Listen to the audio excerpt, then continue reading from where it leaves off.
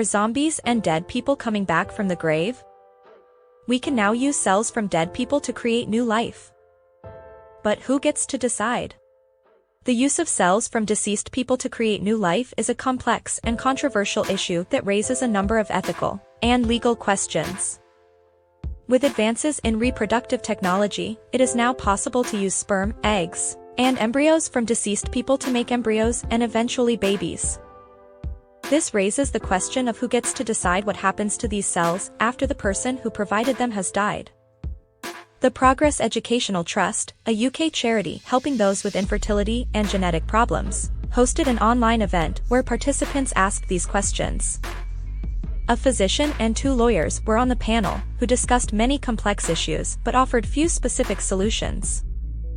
The person who provided the cells should, in theory, decide, and in some situations, the individual's preferences might be fairly obvious. For instance, a person seeking to conceive with their partner might save their sex cells or embryos and sign a document agreeing that, in the event of their passing, their partner may use these cells.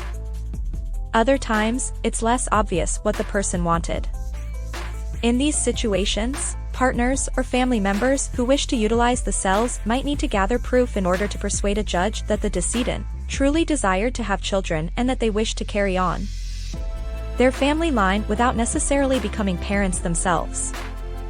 Sex cells and embryos are not considered property under property law and cannot be passed down through the family. However, the persons who supplied the cells do have some legal ownership. But defining that ownership is difficult, Robert Gilmore, a family law expert from Scotland, stated at the occasion. He remarked, "The law in this area makes my head hurt. The law on posthumous reproduction varies by country and state, with some places not allowing it and others having no regulation.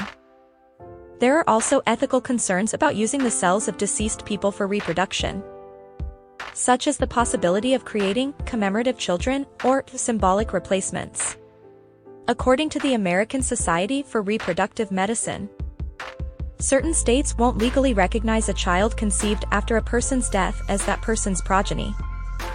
Gwendolyn Quinn, a bioethicist at New York University states, "We do not have any national rules or policies." These concerns highlight the need for clear guidelines and regulations on the use of cells from deceased people for reproduction, and for ensuring that the wishes of the person who provided the cells are respected. While waiting for that to happen, organizations like ASRM have created clinic-specific guidelines. However, there may also be some regional variations.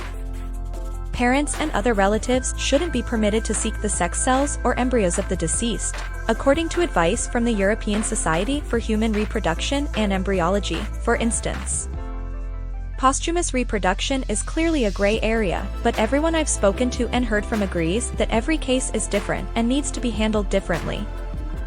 Shelley Simana, a bioethicist and legal expert at Stanford University in California, thinks that generalizing is difficult. Simana urges more individuals to consider the idea of using their own eggs, sperm, and embryos after they pass away. She advises that we all examine whether we would be willing to have our sex cells removed and used, just as we are encouraged to think about organ donation. Ideally, she says we'd have people write a biological will. Tell us what you think in the comments section. Should we use science to use dead people's cells to create new life?